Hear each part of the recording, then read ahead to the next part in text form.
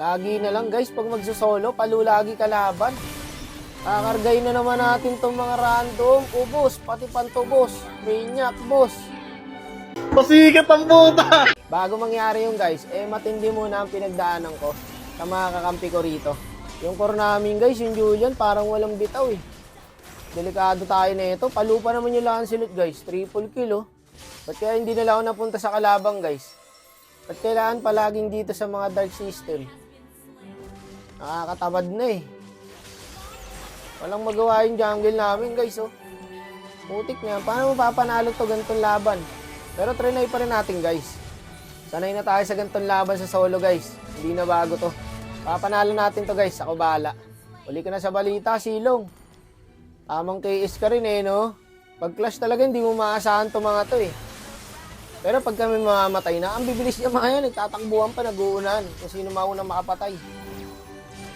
Yan ang random eh. Ay, ubos sa Julian to guys. Ayan oh. Pumasok sa tatlo. Patay ang gago. Yan ang mangyayari pag kumuha ka ng role na hindi mo alam kapatid. Kahit si Poncho Pilato hindi magdadive dun sa tatlo eh. Pero bubuhatin natin to guys. Tayong bahala sa mga dark system. Tingnan nyo, para mga AI gumalaw. Tingnan mo yung Odette guys. May kalaban na nasa front pa rin. Ayaw niyang bumak. Gusto ko nang bumak dyan guys. Ako Rom guys eh, hindi ko pwede pabayaan yan. Kung mamamatay siya, dapat mamamatay din ako. Ganyan ang mga tunay na tank user. Dito guys, nagkaka 1v1. Walang awat ah. Lancelot Gods versus Dark System. Ayun lang. Talo si Dark System. Wala ka pala boy. Sinolo kill ka na. Kinawaan ka pa ng Lord. 1-4 na guys yung core natin. Pero okay lang yan. Si Super Wakno na ang bahala sa inyo. Iisa-isayin natin yan guys. Tamang pwesto lang tong kadita guys eh. Sobrang OP na ito guys. Basta magaling kang pumesto. Tas may paro-paro. Nabibisit ako dyan guys. Pag nagro-roam ako. Panira ng diskarte yung guys eh. Nakita tuloy ako. At dito na nga guys. Nakamaniac tayo. Solid na rin Sky Piercer ko dyan guys. O boss.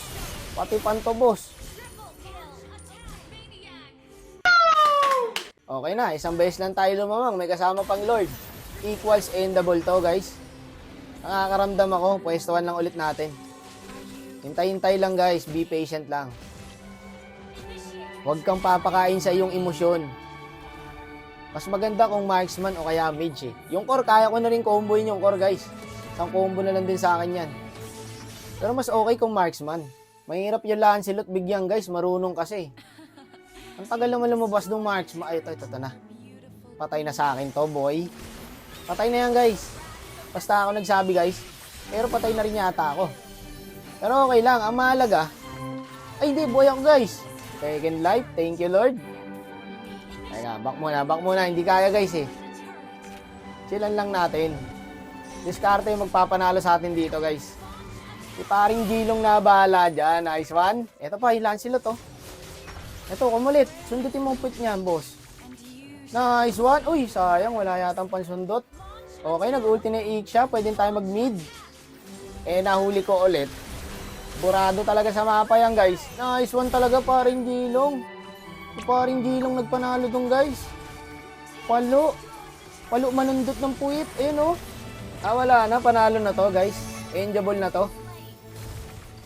Kaso hindi yata kaya. Magkakalord. Magkakalord daw, Julian. Anong paki ko?